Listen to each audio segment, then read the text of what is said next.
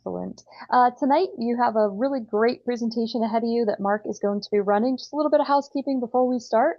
We do have the chat opened up. General chatter can go in there. Please be polite and kind to everybody.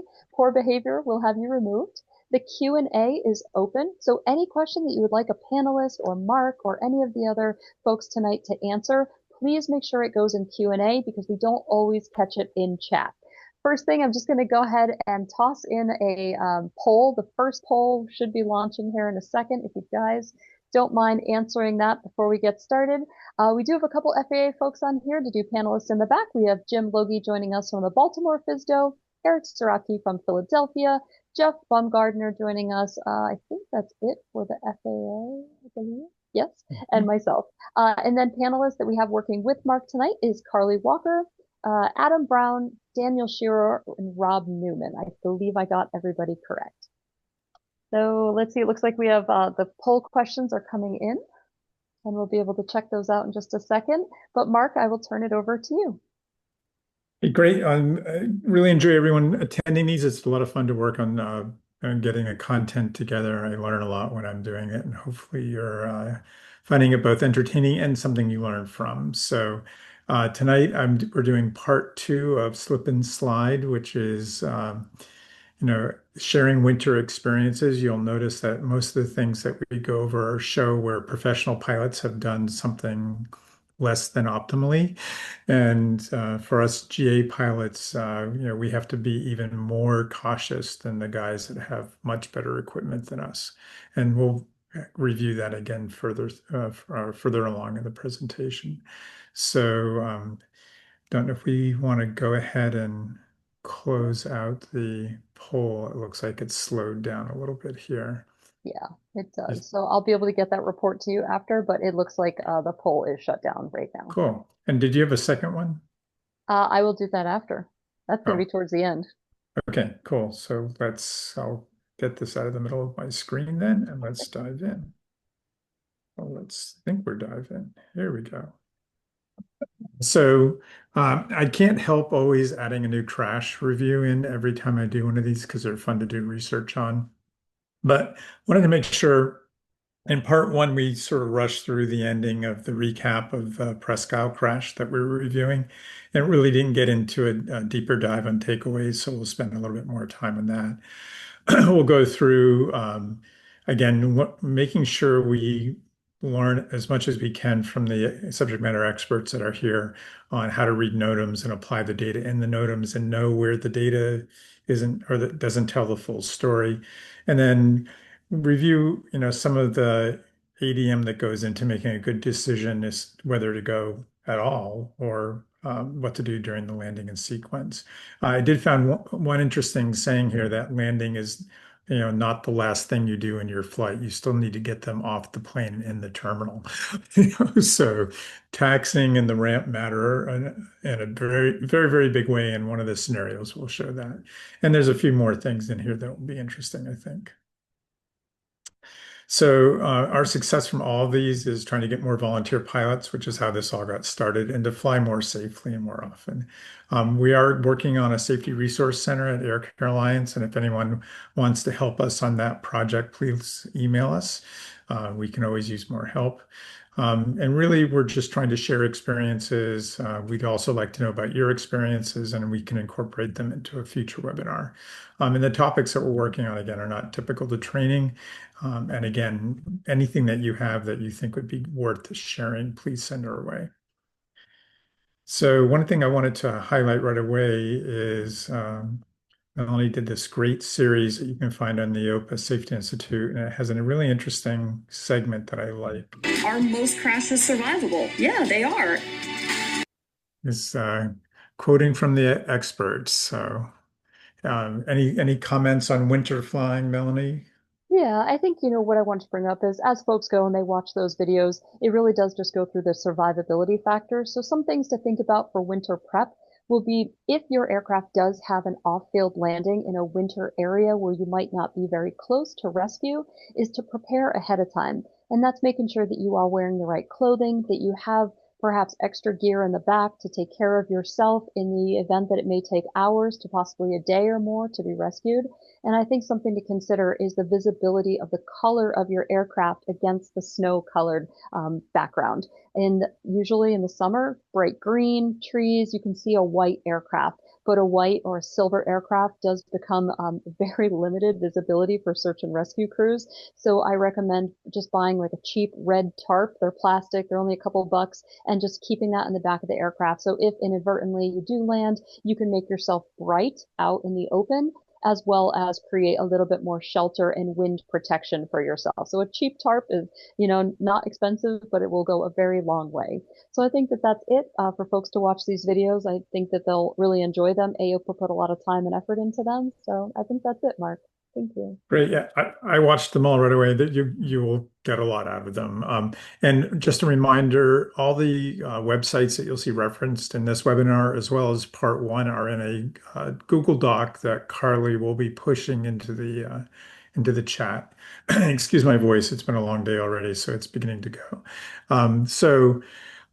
Again, very good things. And with your description of the bright tarp, it made me remember that I carry yellow rain jackets, the little fold-up plastic kind, in my flight bag all the time because no matter what, I always don't have enough of those. And I imagine in the winter that would be a good way to create a visible area. So. Great. One of the statistics I really like about the WINGS program is in the last 10 years, there's been no fatalities if you're current in a WINGS phase. So we'd like to perpetuate that and really use these type webinars to make people aware that the WINGS program really does, in fact, make you a safer safer pilot. So you can, again, get the information here or, again, get it from the doc that Carly will push out into the chat. So we went over this briefly last time. I mean, adding any contamination to the runway or in the environment is going to make it harder. And we as GA pilots typically aren't getting training for any type of contamination or challenges in the airport environment. So we need to find our mentors and decide whether we're even up for flying at all. So very good point to really be concerned about. And then the other part is there's a lot of human factors and dependencies on other people to be doing work here correctly when they're describing field conditions, landing conditions, and we just need to be sensitive to how, figuring out a way that we can rank the accuracy of the data that we're looking at and how to interpret it. There was a big improvement in 2016, but it's not perfect. And again, the reporting can be inconsistent. So I missed, I believe, Jeff. Sorry, Jeff, I'll add you next time. But our FAA contingent's really great, and thanks for all the support. Our Q&A team, we've added Adam Brown. Thanks, Adam. Adam's my partner in the Eclipse Jet, but also flies an SR-20 or owns and flies an SR-22.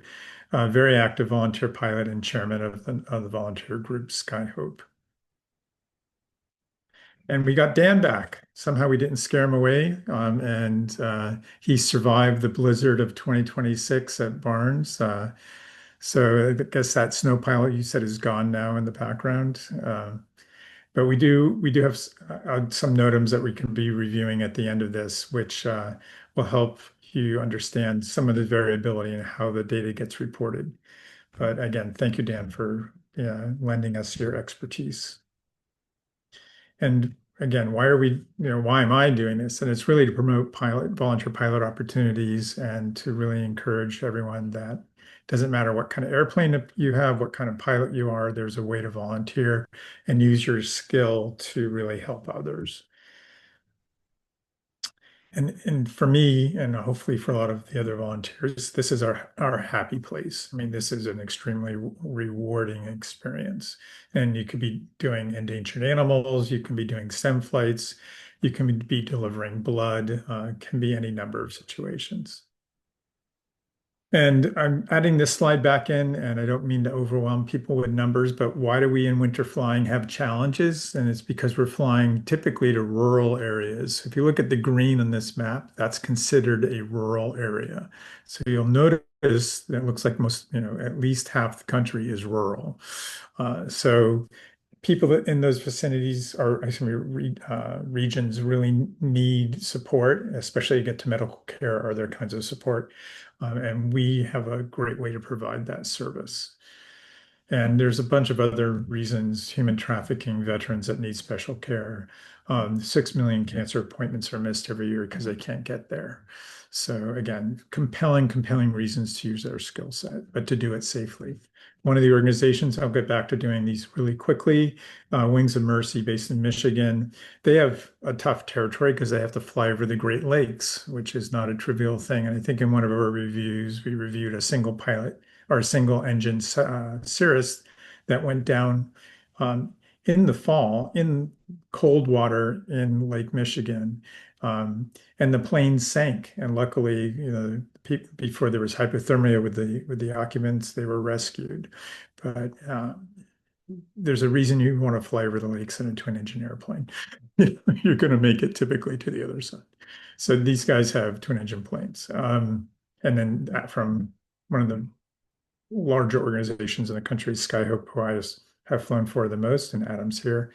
It flies east of the Mississippi and has done a lot in its first 15 years of existence. So thanks, Adam. Do you have any quick comments on Skyhope or?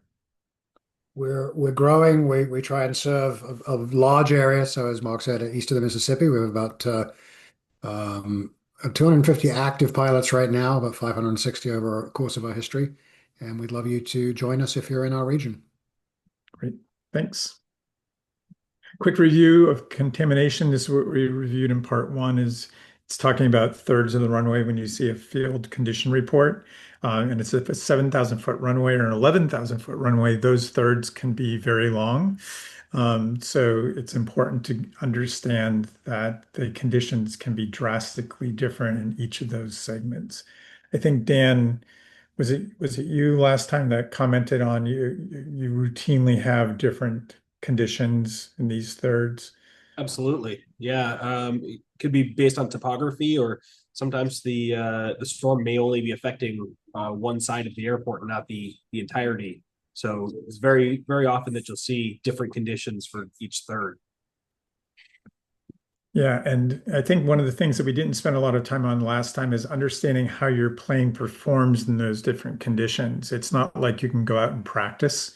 At least, when I went into my first snowstorm, and was landing, I was saying, I wish I had been able to train for this. And, luckily it wasn't such a profound thing that I ended up worrying too much. But yeah, it's something that unfortunately can be a bit of trial and error.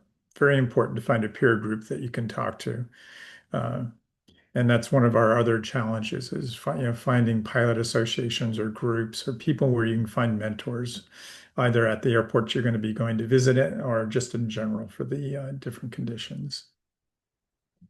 And I got one interesting email after the last presentation that they thought TALPA was a union, and they were trying to figure out what TALPA meant. So, and I think it was because this first, which is from an FAA document, the words don't align with the acronym.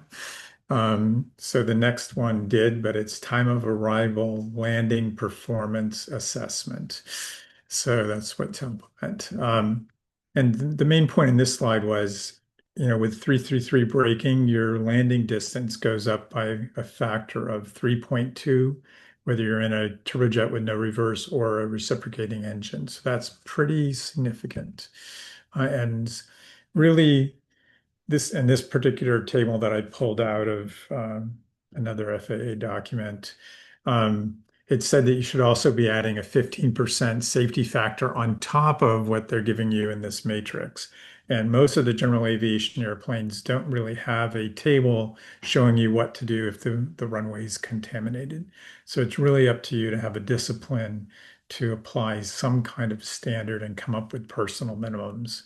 So again, personal minimums define go, no go, check gates, and realize that there can be compounding factors.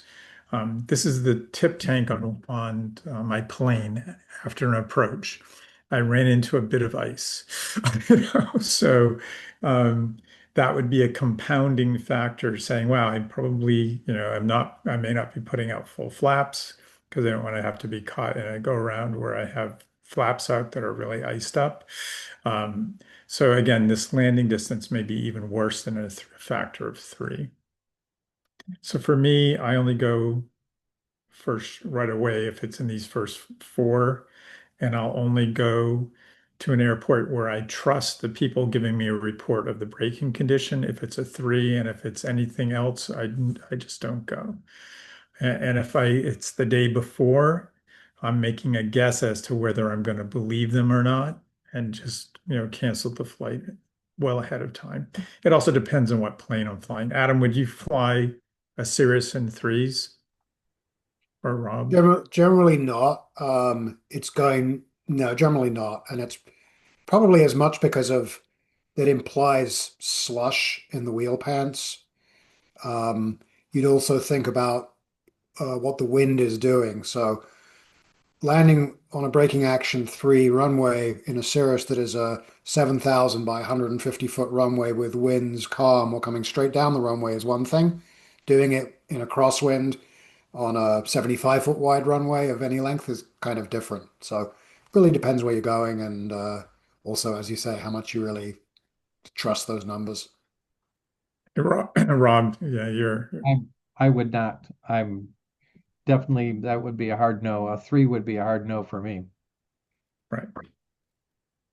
So, and I think you guys are both flying Cirrus with wheel pants. I'm not sure if a Cessna person would be doing that. Though I do see FedEx 208 turboprops going into things that I would not go into. So, um, so the other thing that Talpa was going over was dry, wet, and contaminated runways and understanding the difference. Um, I This is where it gets subjective to me. And Dan, I'm not sure if you want to comment on how you guys apply this when you're. Yeah. Well, I mean, so we're looking at each third of the runway, and we're calculating, or we're not out there with a measuring tape, but we're trying to figure out approximately what percentage of the runway has what contaminants, and we have a list that we can apply. So the RCCs, 0 through 6, they're helpful, but they really generalize the information down, and looking at the details of what the contaminants are provides a lot more detail as to why is it a 3. It may be slush, it may be compacted, it may be that we just hit that 25%, and when you're talking 150-foot wide runway, that's a fairly small amount of the runway that may have that contamination, but it just crossed us over into that threshold of being a contamination that would provide an RCC score to begin with, and it immediately drops you from, it's easy to get wet's going to be 5s. You're rarely going to see 4s. You're going to see a lot of 3s. If there's contamination on the runway, it's going to drop you right down into a 3. 2, you're not going to see as much as well. The only time you're going to see 1 is probably if it's dry ice. If you have wet ice, it's 0, and we're going to close the runway. But you're going to see a lot of 3s and 5s. That's why I say it generalizes it, because you look at that picture on the top right there. We're trying to kind of guesstimate, like, well, you got those strips of bare pavement, but you've got what looks like compacted snow in the middle and on the sides. So what is that percentage? To me, I mean, guessing that's probably close to 75%. So Right. And we only have certain percentages we can pick. And once you get above 25, that's kind of locks you into a particular RCC.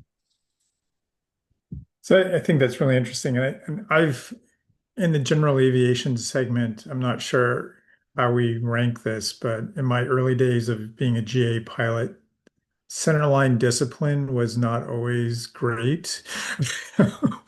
And, as I started flying more in the winter, I appreciated the need to be much more proficient about having centerline discipline. And you can see in this example as well, the planes landing here had pretty good centerline discipline. So I can't remember if this looks too narrow to be Bangor, but it's somewhere that's pretty long. So, anyways, no, yeah, wanted to use this slide again to sort of stress the subjective nature of some of the assessments that are going on.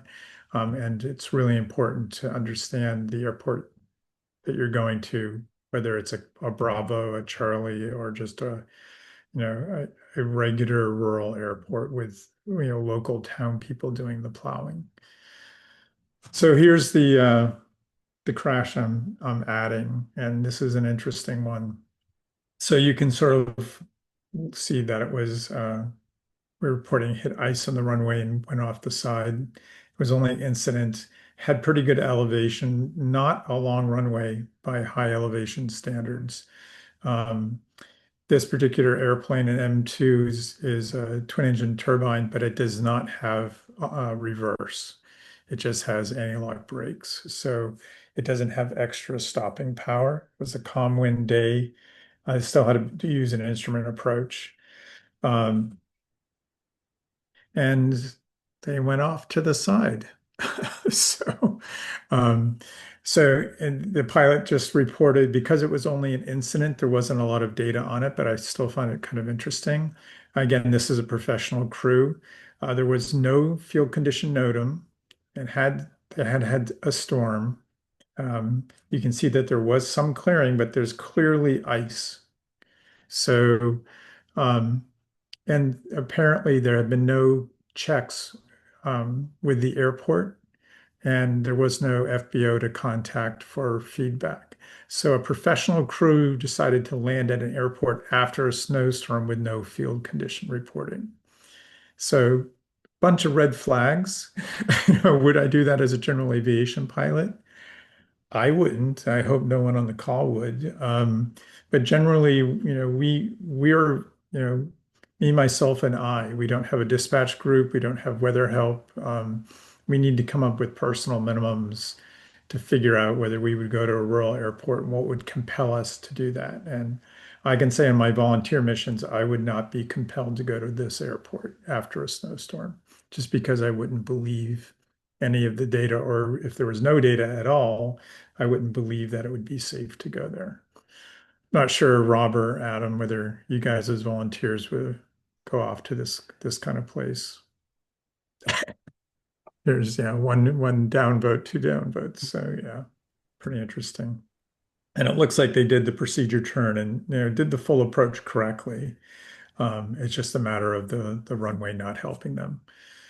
So, and they were lucky the airplane wasn't totaled. So if there's no questions on that one, we'll keep on going. No, so I don't see any hands raised. So this is the crash we reviewed last time, and we didn't get a lot of time to go into the human factors. Very capable airplane, anti-lock brakes, thrust reversers to help you stop quickly, and an experienced crew, and who are familiar with flying into Presque Isle, which means you're familiar landing in the snow. So we'll go over that. This is what Presque Isle looks like on a normal day after a light snowstorm and the runways had a chance to melt. This is what the runway looks like in a snowstorm with 1,000-foot ceilings. And the lights are on in this case, and you can't see the lights. And that's just because the snow is blocking the lights. And there's rarely a NOTAM highlighting whether you can see the lights or not. And I'm not sure whether the ground crew sees them glowing through the snow and assume that that's bright enough. So it must be okay. But yeah, this is actually one of my landings. So this is a real perspective on Presque Isle, one of the unique things, not unique, one of the features of Presque Isle is that it's pilot controlled lighting and it's on a different frequency from the Unicom. So if you forget that, you can be clicking away or not seeing lights and right. thinking they're not working. Right. So hopefully the professional crew in this case asked if the lights were on. And we're getting into some of the reaction, some of the details of this particular mission. But they went around, and on the second time around, they were calling to the ground crew saying, please make sure the lights are on. But there was really no affirmation And in one of the pictures I'll show you, I'm not sure the lights were on. So, um, one of the points we really didn't get into well on the last call was the list of NOTAMs for an airport can be very long, and depending on what electronic flight bag you're using, or whether you're doing it before you leave and not doing it en route, the NOTAMs can be lost in terms of there can be 20 or 30 NOTAMs all of a sudden that are fairly recent, or just a handful, and the ones that you care about are buried and they're not sorted in the right order. So in this case, there's a couple that are worth noting. So this is an older one, and this is a newer one. And what's different is the snow's accumulating. So if you just read this one, you say, ah, it's a quarter inch. It's, it's stuff I've seen before. It may be snowing, but it's not really bad. But in a short amount of time, it's gone up to half an inch. So it may be, who knows whether that half an inch is really an inch. Again, do we trust the people that are doing this? Again, this is not a Bravo airport or a Charlie airport. It's just using, town and town staff to do the plowing. Here's the other one that's very typical. The airport's closed except for 10 minutes prior to landing, and this is the CTAF. So generally you start calling more than 10 minutes out to start saying, hey, we're coming. We're going to be there in, 15 minutes and what approach we're going to be using. And you hope to hear someone calling you back saying, yeah, we'll be off the runway. And one of the things we'll go into another example down here in a second. But so in the NTSB report, I think we reviewed this last time, there was a confirmation bias. Everyone thought they had the runway, so they continued even though they really didn't have the runway. The pilot may not have known, the pilot monitoring, the captain may not have known that the co-pilot had a sleep apnea issue and had not had a full night's sleep the night before, even though, so the co-pilot was the one flying. So fatigue was a definite factor. Crew resource management, they divided up the responsibility based on the captain's assignment of tasks, and that assignment was not necessarily correct. And the pilot and co-pilot were not necessarily making the best decisions, deciding late to go around on the second approach. They had a continuation bias. However, there were other issues. And prior crews had reported the localizer anomaly, but only once. And then when the other crews had the localizer anomaly, they had noticed that it had already been reported and didn't bother reporting it again. And this is one of the things I think Melanie, you and I had talked about is, what initiates a repair or a test incidents with the FAA. Yeah, yeah. And looking at this, it could be the answer depends. With the FAA, it always depends. So if it's severe, the NTSB can put out a motion to say, hey, this should be changed, right? A recommendation. But it takes several accidents, unfortunately, to get the buy-in for it. So it depends. Sometimes they fix it right away, and sometimes it takes a while. So in this case, the co-pilot had actually known about the anomaly, but assumed someone had done something about it and was not particularly concerned or acting like they were concerned. And you can sort of see they landed in the grass between the runway and the taxiway in this picture. So in the bottom left, you'll see that this is an actual picture from the security camera at their main terminal of them going missed on the first approach. And I don't see anything lit up. I don't see the taxi signs lit up. I don't see any blue lights. And so I don't know if they had the lights on. I don't think so. And that probably would have helped prevent this. But if you look to the right in this middle picture, the runway was, by the time this picture was taken, was grayish. So the snow had stopped, which was one of the factors because it was moderate snow at one point. But again, the runway edge lights should have been visible if they turned them on. The snow wasn't that deep, so I don't think they were on during the approach.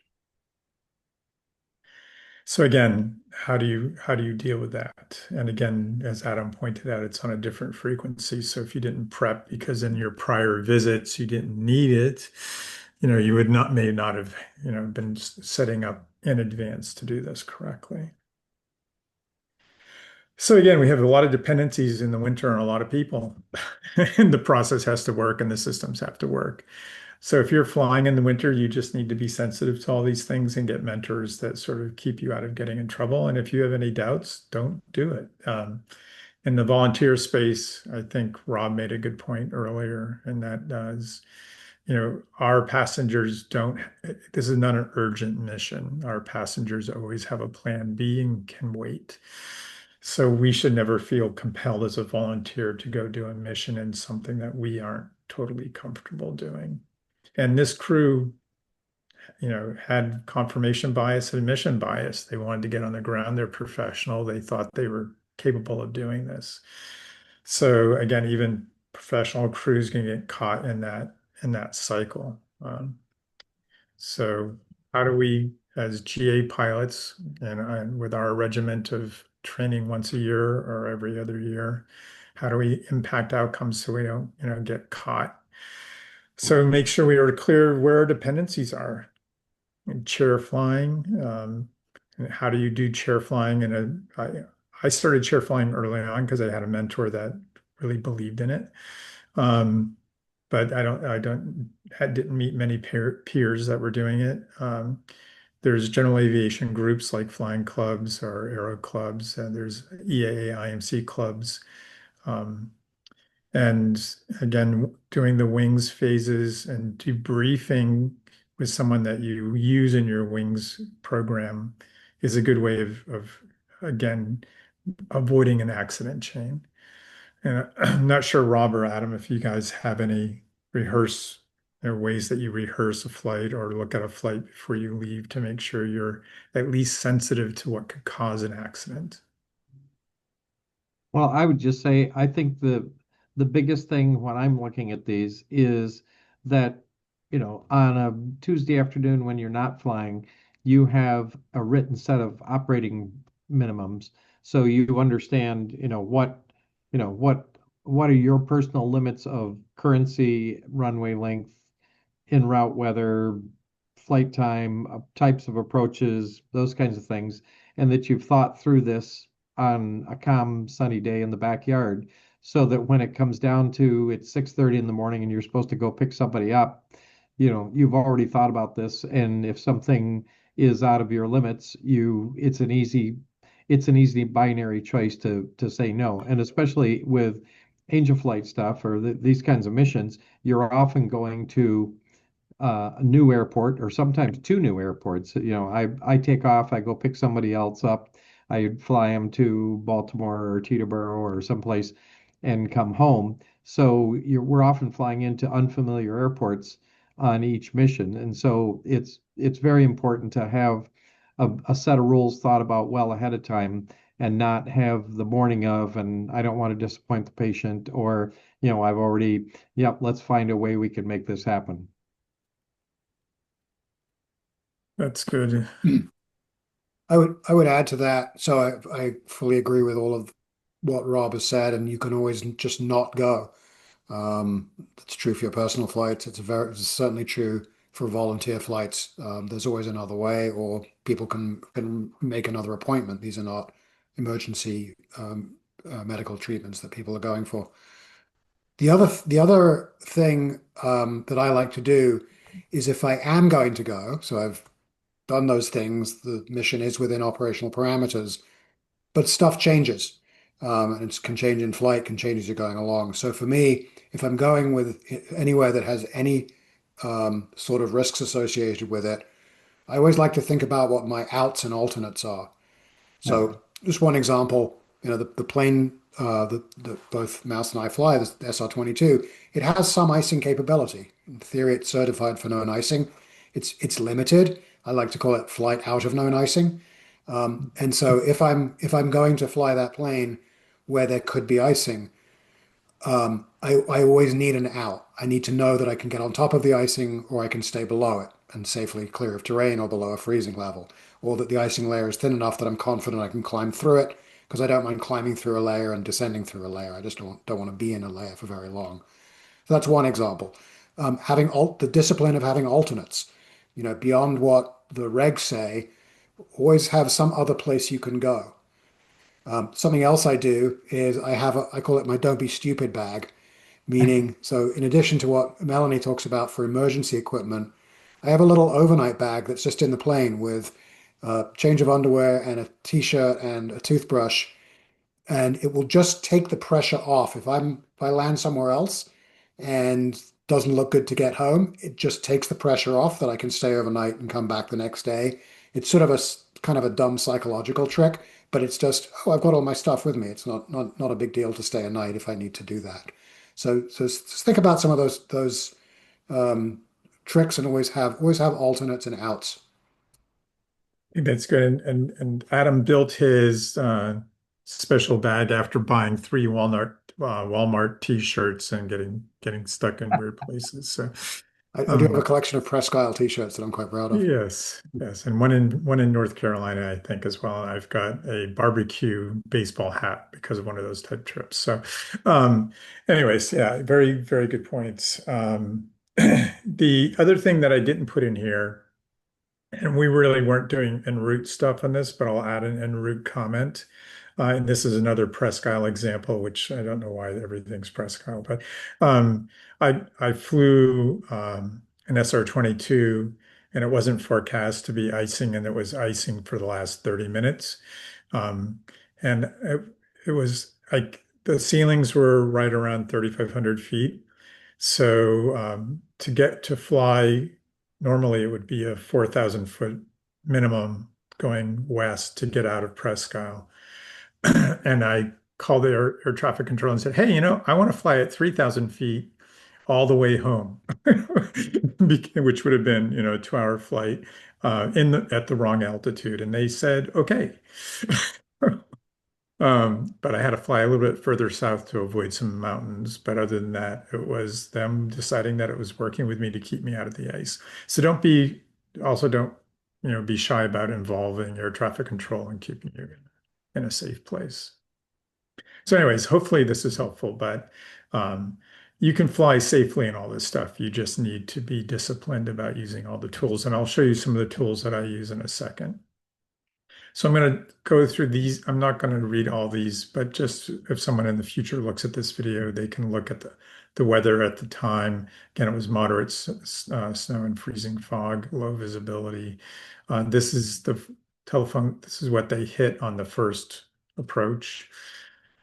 NOTAMs. Some of the airports will put out a NOTAM when it's not manned. And I think it's important to be sensitive to the fact that there could be no reports overnight and you could be the first flight in. So this is a fun one. So, hey, Dan, have you seen this one before? Ooh. Have you ever put something like this out? Well, I'm just trying to read all the details there. Yeah. There's two of them. Yeah. Yeah, I see that. So the compacted snow, yeah, I mean that's kind of a nice mix there of contamination. That's not something that I expect many people to fly in. I mean, 122 is not great. I did want to comment on you just made a comment about conditions not being monitored. So we have right now actually we have that posted for Westfield because we have anticipated icing overnight and we are not staffed overnight. And with the amount of rain, we're not putting material down because it'll wash off. So that's a good example of just being aware of what's going on for the weather. And when we post that up, that's just an indication of the reminder that we're not there. And if you're the first thing in the morning, you might want to make sure you get a condition report. So Bangor doesn't publish that. Something to point out, sometimes it's in the chart supplement. And I know not everybody reads all the details in the chart supplement, but often there'll be a statement in there saying that the conditions aren't monitored or the airport's not staffed for certain hours. And that's important to know, that just because you don't see just because you don't see the FICON doesn't mean that it's all good. It could be that it wasn't checked because nobody's staffed. Right. And that's, I think, the whole in the NOTAM system is no NOTAM implies good conditions, but if nobody's there, that also means it wasn't checked. Right. And that's the first, yeah, the first crash we just went over is there was nobody there. The town had Yeah. not plowed. It was, yeah, it was not And a good unless you see situation. that note that says we're not supposed to be there, you may just think that it's good conditions. Right. So I wouldn't land in either of these, in any plane. But so No. the the other point I wanted to pull out here is, and this happened to me at Bangor. Bangor's 11,000 foot runway has a air tanker. I don't know how many tankers are based there, but the Air Force has a lot of tankers based there. So it's usually a well kept airport. And I was landing around 7:30 in the morning, first flight of the day into the airport. And I asked for a braking report, and they gave me a braking report, but said it was done by the town, not by the airport operations staff, because they hadn't been there yet. So I wasn't quite sure what that meant. And then they said, and so then they ended it with braking reports appreciated. So then I felt like I was the test pilot landing in, conditions. So and the braking was poor, but it was an 11,000 foot runway, so it wasn't quite as shocking as I was fearful about having. But again, even if it is a good size airport and you're the first flight of the day in, it doesn't mean that you're going to be getting really good data because nobody's given a PIREP yet. So And it's not uncommon for smaller community airports to have the DPW plowing the runway. Or it may be a consistent crew that's doing it, but they may not have the airfield experience beyond plowing the runway. right, So their perspective while driving a 12,000 pound truck is a little different than taxiing an aircraft or landing an aircraft. So. right, right. So, and even if you're a major airport, they may not know to put the lights on for you. And this is an example of turning the lights on, and this is an actual flight in the Cirrus in the winter. So in this case, did remember to put on the lights, and it did make a big difference, making sure you're really well lined up with the center line. And going back to that other picture where you could see that all the clear parts of the runway were with airplanes that had center line discipline, you really want to do your best to have center line discipline. Um, the other thing is, I don't know how many of you carry a shovel, but it only takes getting caught once to make you think about what the airport that you're going to, whether you believe that their definition of a taxiway that's wide enough for you to fit in is accurate. The Eclipse, which I fly the most, has a regular, Cirrus with, wings. So you would think that that would, you'd be safe at a particular airport. But I was in my Meridian once and I cracked a light just because Taunton Regional Airport here just didn't plow wide enough as you were entering. And I was the first flight after a snowstorm. So prices you pay, but little lessons learned. So we had a brief discussion about whether I should include this slide or not. This is Chat GPT answering a question, and this was the question. Took a Bar Harbor FICON report and asked it to interpret it, and it gave me an answer. So I think you can do it for entertainment now. You should not be using this to make flight decisions, but it's interesting. You could use it for maybe helping neophyte people learn how to read NOTAMs.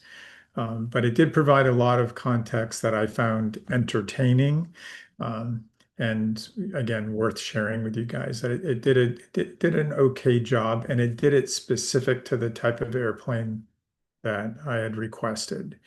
So it considered that it was an SR-22. So again, something for fun to do. So assuming no questions, the last time I had shared sort of the flow of the decisions or the questions that I go through before I start going somewhere in the winter.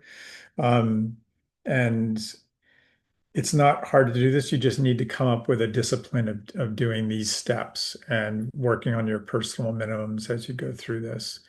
And I went through it briefly in part one of this series, so I won't do a deep dive on these again. Um, but you'll notice on approach, I did add runway lights because that was one of the things that seemed to be glaring in its miss at the Presque Isle crash. And I do that, but I also forget to do it as well, particularly in Presque Isle because it's a pain because you've got to type in or put in a different frequency. So we'll go over a couple of scenarios. So this is a scenario for a fairly active field in Pennsylvania. And there was a storm, and I was going down to do the first of a two-leg mission to drop off passengers that were going home. There's no FICON report, but it was a convenient stop for the connecting pilot, and the fuel was nice and cheap comparatively. But there had been a PIREP for poor braking. Um, so the morning of the flight, I was not happy that there wasn't better data from the airport ops people. Um, and I had not been to that runway or that airport in the winter before. So it was beginning to, not meet my personal minimums. Um, so I talked to the pilot and he said it was mostly ice snow covered, but there was clearing right of the center line. So I don't know who would have landed to the right of the center line on a, but he was sort of implying that, oh yeah, he could fit into that space to the right of the center line. So that began to degrade my confidence in him giving me a viable PIREP. Um, and then he came back and said, well, taxing should be okay, especially if you go slow. So again, not a confidence builder that I was getting a good PIREP. So I did think to call the FBO, um, and they had said that some PC-12 operations were going on in the field, but that was their only reference. They didn't have any reference to any other kind of airplane. Um, and I called back the local pilot, and he really asserted strongly that it wasn't that bad and it was okay for him to fly off if I were to bring the passengers there. So I'm not sure what you would have done, but clearly I was getting mission bias, peer bias. Weather was Kavu, but it was the day after the storm, and wanted to make a decision to stick to my minimums or not, I'll meet him in Philly Northeast, which is 5 miles away. Which is what I did. Right. And a big runway with a tower and real snowplows. Yeah. So it wasn't a medical emergency, so we could have delayed if we had to, or um, we could have tried to make a decision the day before. But I was hopeful that that airport was going to give me a professional assessment of good conditions, which just didn't happen. So, because I had no history with that airport or the pilot making the PIREPs, I changed to a major airport, as Rob just pointed out. That was only a few miles away. Fuel was a lot more expensive, but that was tolerable. The NOTAM was for clear runways and taxiways.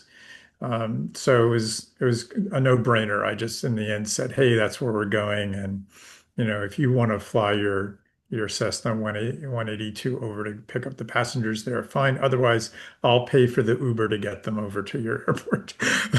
So, uh, clearly not getting caught and going into some place that I just didn't have confidence of field conditions. But I did get caught on one thing. I had not called the FBO and asked how the ramp was. And that gets back to you're not done with the mission until the people are out of the plane and inside the FBO or inside the next ride. In this case, their ramp was solid ice and a hazard to walk on. And luckily got the people into the FBO without any issue. Um, so could have done a number of things also better, maybe, make the decision the day before that that airport just didn't have good reporting. Not sure how I would have done that for that particular airport, but again, look for the day before, the day after as options, and go from there. Rob, you're based there. Do you believe the people when they give field reports? Oh no, Um, I'm you're not, not based at I'm, Wings. I'm very near there, but I mean, a 3,700-foot runway that's only 75 feet wide, and the guy tells you just fly on half of the runway I think that would be a disqualifier from the beginning. Yeah, it's short for the eclipse. Yeah, and if there's no questions, and we're coming up on 10 minutes to go, so I'm going to go through this next one pretty quickly, because I want to get into some of the NOTAMs as well. Um, and also let you know that of how deeply I go into assessing whether it's a no, go no. So on the 8th of January this year, which is where that picture is from, uh, was going to be doing a very early morning flight to get someone to Boston for their medical appointment, which meant leaving very, very early in the morning. It was very cold. There was overnight snow in the forecast, though not a lot. Um, I was very familiar with the airport, and it was going to be the first flight of the day, so there's going to be no PIREPs on airport condition. Um, and it had been my practice in the past to try to call the FBO after a storm if I was going to be the first flight, because they open at 4 o'clock in the morning. And no one answered the phone. Probably everyone was out plowing, and there was no field condition report yet posted. So I decided to take off anyways, and I could always go back to Bangor. Um, and en route got a report of 333 compacted snow, runways 7,000 feet, and there was going to be a pretty significant crosswind. Um, they had the NOTAM that you have to call 10 minutes in advance. So I did my usual thing, called 15 minutes in advance, and try to get everybody's attention. They said they have all the equipment off the runway. Um, I landed, I used 6,000 feet of the runway, and my ABS brakes were firing off for like the last 500 feet of the stop. Um, and pulled off, no big deal. And taxiing to the ramp. And I think, Adam, what was your term for the ramp conditions and taxiway conditions at Prescott? My term for them. They can I thought you had an interesting way of describing them. But, interesting. I mean, they can be it can be a skating rink there. yeah, yeah. And they're not typically they're not giving us a report on how icy they are. Um, I did one pull into the parking space and the plane just kept going sideways. So I ended up 90 degrees off the intended direction of the plane. And the fuel truck came out and the guy, I thought he was going to run into the airplane. He didn't, but he got out of his truck and flew in the air and landed on his head. So, again, you'd like to know those things because you're going to have passengers walking across that same ramp trying to not kill themselves getting in the plane. So, one of the things that occurred to me that I could start doing after the fact was call the FBO the day before and say, "Hey, I know it's going to be a snowstorm. I'm going to be first. Can you call me, or at least let me know how I can talk to you before I take off?" And again, in this particular case, I didn't use the lighting, and I probably could have used the lighting. And I had not briefed my co-pilot, who was a little anxious during that particular series of events. Um, but had equipment come onto the runway in short final, but luckily they got off in time, so I didn't have to do a go around. And landing speed was on, braking was fine, and didn't kill the passengers getting into the plane.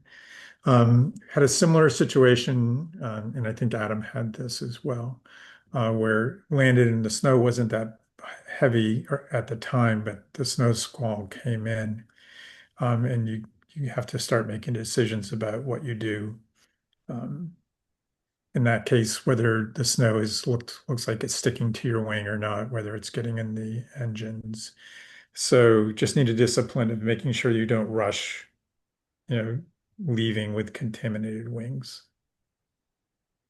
So we're down to 5 minutes. I'm going to run through this next piece really fast. So when I'm doing these assessments of whether the flights are going to be viable or not, I look at many different aspects of the forecast and also try to use it not only to look at what's happening en route, but what's going to happen to the ground. And I look at ceiling visibility. This shows it improving to the point where when I'm going to be landing, which is around 1300. So it starts out where the snowstorm is coming through. It's IFR, there's icing, but it's getting better. Same thing here. The icing forecast is getting better, but I'm looking at what the altitudes are that are impacted, not just all altitudes. So I know that it's only going to be on the approach that I'm going to have a problem. And again, unless you have the discipline and the knowledge to use all these tools and put together a picture of what can be happening, you probably shouldn't be doing these flights. You really need to be getting comfortable with all the weather tools that are out there. Again, all altitudes, this can look really messy, but when you start looking at different altitudes, you can see that en route to Presque Isle up here is not going to be much of an issue above 15,000 feet. But if you're in a cirrus, you're going to be in the muck, you may not be doing this flight, and you need to have the discipline to know that. And again, same thing with precipitation. And there are cross-section views available, and this will give you an idea of where the icing is going to be. And again, if you're flying in a cirrus and you can get above 6,000 feet in this particular case, you probably weren't going to get any ice. And in the jet, clearly nothing. So again, just making sure you know where all these tools are. So we have 3 minutes to go. How are we doing on questions and answers? Good. Yeah, really good. All the panelists have answered them, and there's none in the open Q&A. Cool. So here's Dan. Here's your airport. And so that was the most recent. There was the big blizzard of 26. So we actually didn't get nearly as much, but it did impact the airport for a little while. Farther east, they were impacted for quite a while. We did close the airport. I will say we've modified this next time, this last week when we closed the runway, we changed the way we put that NOTAM up for airport closure, because we posted that up. We have on-site life flight helicopter, so we try to leave it available. They have their own pad, and we close the airport, but we leave it open for them for their operations. But this one didn't specify for rotor wing, and when we close the airport, we're doing that because we don't want anybody using the runways. So we've this current one, the most recent one, actually said excluding life flight rotor wing. So when it has 18-inch drifts, is that there were 18-inch deep. Middle of that storm, the wind was blowing so hard, we couldn't keep up with the drifts. And there was, you would not have wanted to have been out there. Yeah, so I was trying to interpret it. I had not seen 18-inch drifts on a taxiway before. So it was crystallized snow that was blowing, and it was drifting from the north side of the airport south, and it was just creating these drifts of snow that would stick out like little fingers that would be a foot or more deep. So we had patches that were just, you get these undulations, kind of like desert dunes of just snow, and they were pretty thick at times. I would think an 18-inch drift of snow would give you really good braking action. Just not the kind you want. Real fast, yeah. You're gonna feel it. Brief periods of time. Yeah, let's just say plowing it was interesting because you go through these waves of hitting this very dense material. So, Yeah, I was wondering why it was even open, and that was one of my other Uh, questions. that the you know what it depending on when. So you're looking through the history, I believe, on these at that time. The Well, airport. it's on the 23rd, and it's sort of in a Yeah, row. So yeah. this So is the we one may not have I should have deleted it. warned you about. It says breaking action, medium to poor. But again, I would have thought Yeah. that this either would have closed, whoops, would have closed it, or We may not have just deleted the taxiway NOTAM when we closed the airport. So the taxiway, it still technically is reporting what the condition is. Typically, we'll delete those or update them. That storm was moving so much material that so when the airport opens again, these may still be there, and you need to understand that they. no, we go through and we update before we reopen the airport. We are reposting NOTAMs, so we won't reopen unless we've updated the condition reports. Okay, that's good to know. Yeah, this one was very confusing to me. That was one of the ones Yeah, that. no, we don't. That was probably just a holdover of something that wasn't deleted when we closed the airport. So we didn't expect anybody was moving around on the airfield. Right. I think we're about to go over on time. And I just want to do one other one Yeah. because I think it's really important is this again is your airport. Yep. 10% compacted snow, 3 foot snow banks. Yep. Um, the thing that gets me is, and this may just be the way that the system works, is where is this 10%? Is it the whole thing? Is it the first third? Is it the last No third? way. There's no way for me to tell you. It's so the way that the system works is I give you a percentage for each third. And I can't tell you if it's the beginning of the third, the end of the third, on the left side, the right side, the middle. All I can tell you is that there's 10%.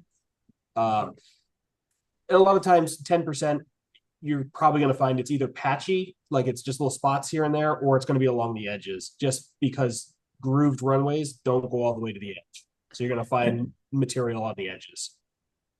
Yeah, so this is gets when I've gone to an airport where it says 10% and it turns out that it's 40% and it's a rural airport with, Yeah. non-professional staff. I whenever I see something like that again in a rural airport, I just don't believe it anymore. So, but again, thank you for doing that. And I think we're just now over. Are we good in Q&A and Yeah, all the everything? questions are cleared out, so we look good there. People were asking how they're going to get wings credit within 10 days. You'll go ahead and issue that to everybody. If you called in and you're on a telephone, you need to email us your email address that was connected to the phone number. Otherwise, we don't know how to issue you credit with that. But yeah, if we're all set, we can always continue this next month if you'd like to go part 3.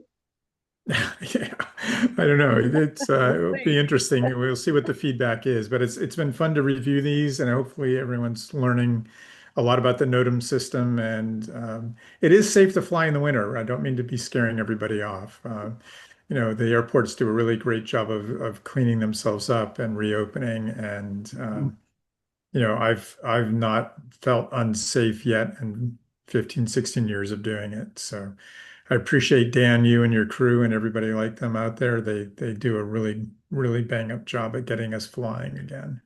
Thanks. Here's my email address and I put Melanie's in as well. So if you do have any suggestions for content, please let us know. Always happy to get the feedback. And another month is done. We're into year 2 well. Thanks, Adam and Rob, for joining us as well.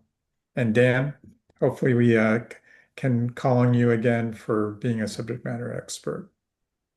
Awesome. And Carly put the links in to the resources that Mark shared, so feel free to go into the chat, copy down that link, and you'll be able to pull the data off of that. Great. All right. All right. With that, I'm going to go ahead and close out. Thank you, everybody, for joining us. We'll see you next month. Yeah, Hey, Yeah. thanks. good night. Yeah.